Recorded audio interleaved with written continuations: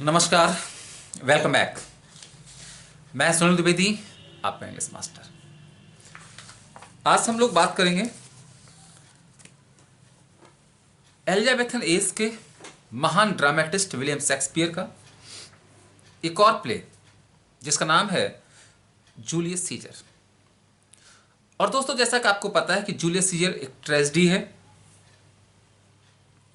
इसकी सेटिंग रोम में होती है। जूलियस सीजर एक बहुत ही पॉपुलर ट्रेजेडी है। इसके जो मेन कैरेक्टर्स हैं वो है Julius Caesar, Octavius Caesar, Mark Antony, Brutus.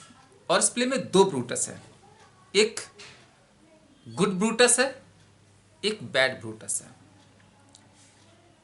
Good Brutus का नाम है मार्कस ब्रूटस और बैड ब्रूटस का नाम है डेसियस ब्रूटस और कैसियस। दो हीरोइन हैं, एक है कैलिफोर्निया। दोस्तों, कैलिफोर्निया जूलियस सीजर की वाइफ होती है और पोर्शिया मार्कस ब्रूटस की वाइफ होती है। तो ये बात करते हैं इस महान प्ले जूलियस सीजर की समरी की। प्ले के शुरुआत में, नाटक के शुरुआत में, ड्रामा के शुरुआत में हमें बताया जाता है कि जूलियस सीजर विजयी होकर के, एक युद्ध से विजयी होकर के वापस आते हैं और रोमन के नागरिक खड़े होकर के अपने इस महान विजेता जूलियस सीजर का स्वागत करते हैं। वहीं रोम के दो ट्रिब्यून्स मीन्स ऑफिसर्स, जिनके नाम है मार्लस और फ्लेवियस, जो कि कॉन्स्पिरेटर के इशारे पे काम करते हैं, वो रोम के नागरिकों को डांटते हैं और उनसे वहां से भाग जाने को कहते हैं, यानी कि जूलियस सीजर का स्वागत न करने के लिए बात करते हैं। तभी एक सूदसेयर होता है, एक भविष्यवक्ता होता है। वो जूलियस सीजर को वार्न करता है कि जूलियस सीजर को बिबियर रहना है, सावधान रहना है 15th ऑफ मार्च को, जिसका नाम है आइडियाज ऑफ मार्च, यानी 15 मार्च को जूलियस सीजर को वह सूदसेयर सतर्क और सावधान रहने की बात करता है।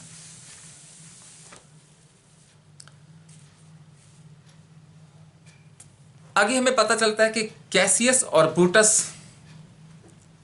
सीजर के बारे में बात करते हैं और सीजर की एम्बिशंस यानी महत्वाकांक्षा के बारे में बात करते हैं कि सीजर, कैसियस कहता है ब्रूटस से कि सीजर के अंदर एम्बिशन है, वह किंग ऑफ रोम, रोम का शासक बनना चाहता है, राजा बनना चाहता है।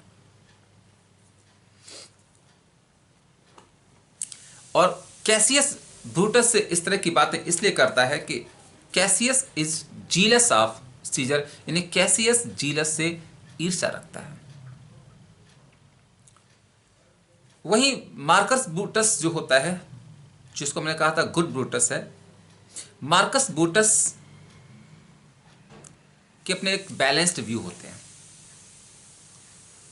उसके लिए अपना स्वार्थ सेकेंडरी है, उसके लिए कंट्री इंपॉर्टेंट होता है, देश इंपॉर्टेंट होता है, अपने खुद के इंडिविजुअल्स इंपॉर्टेंट नहीं होते हैं।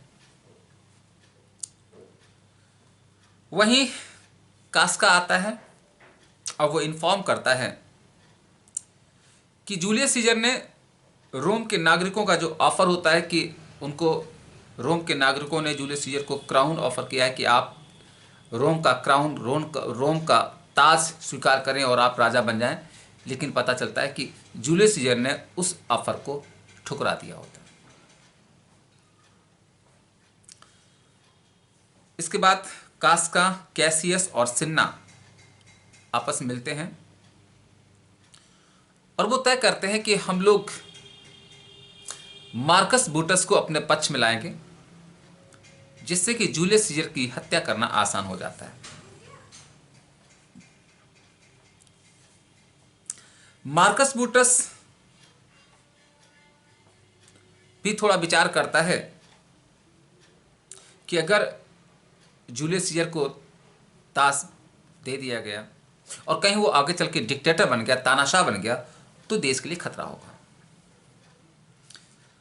वहीं कुछ जो कॉन्स्पिरेटर्स होते हैं, जिनको षड्यंत्रकारी कहा जाता है जूलियस सीजर की हत्या के लिए, वो कॉन्स्पिरेटर्स होते हैं कैसियस, कास्का, लेगेरियस, डेसियस ब्रूटस, मेटलस सिम्बर और सिन्ना। ये सारे के सारे कॉन्स्पिरेटर्स ब्रूटस से मिलने आते हैं और मिलने के बाद ब्रूटस भी एग्री हो जाता है इन लोगों से, यानी देश की भलाई के लिए, for the sake of murder they all agree to kill Julius Caesar. यानी कि ये लोग, यानी ये षड्यंत्रकारी मार्कस ब्रूटस को भी तैयार कर लेते हैं कि देश के खातिर, देश के भविष्य के लिए जूलियस सीजर का मरना जरूरी होता है। यद्यपि ब्रूटस, यानी जो मार्कस ब्रूटस है, वो थोड़ा सा ट्रस्ट नहीं करता है इन षड्यंत्रकारियों में, डिस्ट्रस्ट करता है, लेकिन वह अपने इस डिस्ट्रस्ट को, अपने इस अविश्वास को अपनी पत्नी पोर्शिया से शेयर नहीं करता है। उधर कैलिफोर्निया, जो कि जूलियस सीजर की पत्नी होती है, वह जूलियस सीजर को सेनेट जाने से मना करती है। वह कहती है कि आज उसने एक सपना देखा है और सपने में उसने उसकी हत्या होते हुए देखी है, यानी जूलियस सीजर का मर्डर होते हुए देखा है। अपनी पत्नी कैलिफोर्निया के सामने आने पर जूलियस सीजर घर पर रहने के लिए एग्री हो जाता है। तभी डेसियस ब्रूटस आता है और वह कैलिफोर्निया की इस ड्रीम को, सपने को ऑस्पिशियस कहता है कि बहुत अच्छा शुभ संकेत है, शुभ सपना है, और इस तरह से वह जूलियस सीजर को एग्री कर लेता है सेनेट जाने के लिए, और जूलियस सीजर तैयार हो जाता है कैपिटल या सेनेट जाने के लिए। जब जूलियस सीजर जा रहा होता सेनेट को, तो एक आर्टिमेडियोरस नाम का व्यक्ति होता है, वो सीजर को वार्न करता है षड्यंत्रकारियों के खिलाफ, लेकिन उसकी चेतावनी सीजर के कोई काम नहीं आती। जब सीजर सेनेट पहुंचता है तो सारे कॉन्स्पिरेटर्स मिलकर के सीजर की हत्या कर देते हैं, और हत्या करने से पहले मेटलस सिम्बर अपनी एक रिक्वेस्ट रखता है अपने एक साथी को छोड़ने के लिए, और जब वो जूलियस सीजर उस रिक्वेस्ट को रिफ्यूज कर देता है तो सब मिलकर के जूलियस सीजर की हत्या कर देते हैं। और अंत में ब्रूटस, यानी जो मार्कस ब्रूटस होता है, जो वो जात का है, और वो भी अंत में जूलियस सीजर को तलवार भोंकता है, स्टैप्स करता है। आगे हमें पता चलता है कि एंटोनी, जो कि जूलियस सीजर का दोस्त होता है, वह इस दुखद समाचार को सुनकर के बहुत दुखी होता है और वह षड्यंत्रकारियों से, यानी कॉन्स्पिरेटर से मिलता है, और वह षड्यंत्रकारियों से रिक्वेस्ट करता है कि वो लोग उसे अलाउ करें, उसको अनुमति दें कि वह जूलियस सीजर के फ्यूनरल पर, उसके अंतिम संस्कार पर कुछ संबोधित करना चाहता है रोम की जनता को। मार्कस ब्रूटस एंटोनी को अलाउ कर देते हैं, यद्यपि कैसियस मना करता है,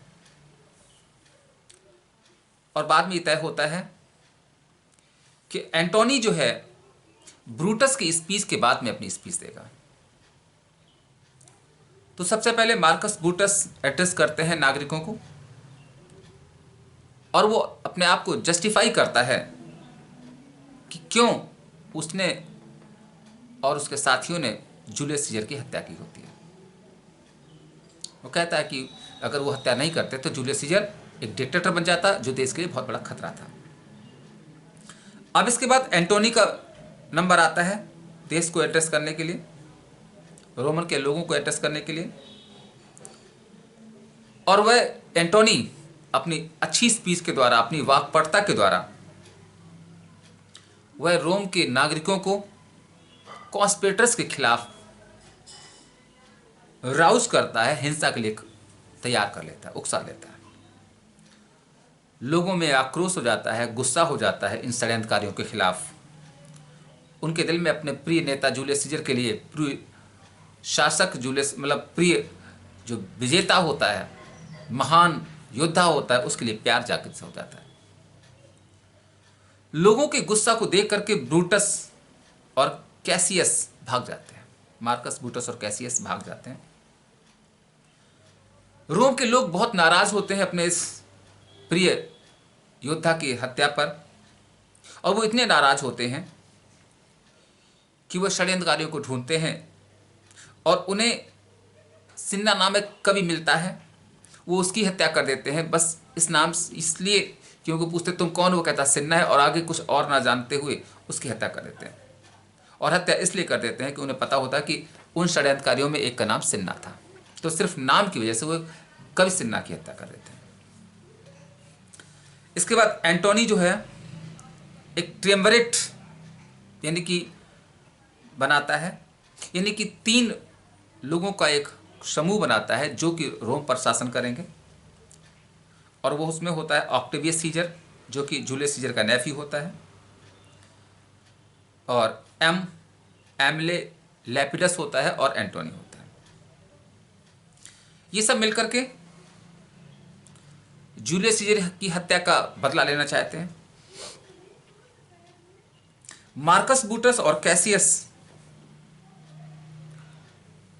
सेना से जाकर मिलते हैं सार्डिस नामक स्थान पर, और वो सब मिलकर के फिलिप्पी पर युद्ध लड़ने को तैयार होते हैं।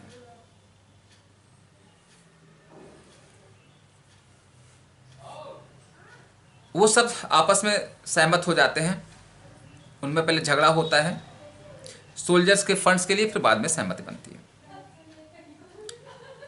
मार्कस ब्रूटस को न्यूज़ मिलती है कि पोर्शिया ने अपने आप को मार लिया है, और उसने जलता हुआ कोयला अपने मुंह में रख करके अपनी हत्या कर लेती है। फिर सीजर का घोस्ट प्रकट होता है, और सीजर का घोस्ट ब्रूटस को वार्न करता है कि वह उसको फिलिप्पी में मिलेगा। युद्ध प्रारंभ होता है। कैसियस अपने नौकर पिंडारस को आदेश देता है कि वह उसकी हत्या कर दे, और पिंडारस कैसियस की हत्या कर देता है। मार्कस ब्रूटस पराजित हो जाता है, वह भी आत्महत्या कर लेता है, और अंत में मार्क एंटोनी मार्कस ब्रूटस की प्रशंसा करते हैं और कहते हैं ब्रूटस के बारे में, मार्कस ब्रूटस के बारे में एंटोनी कहते हैं कि मार्कस ब्रूटस जो है the noblest Roman of them all, यानी कि जितने भी रोम के वासी उस समय नॉबल जो था वो मार्कस ब्रूटस था। तो दोस्तों ये थी कहानी जूलियस सीजर की। उम्मीद है आपको पसंद आई होगी। अपने कमेंट्स के द्वारा हमें बताएं, जिससे कि हम आपके लिए और अच्छे समरी बना सकें। मिलते हैं नेक्स्ट वीडियो में, तब तक के लिए नमस्कार, जय हिंद।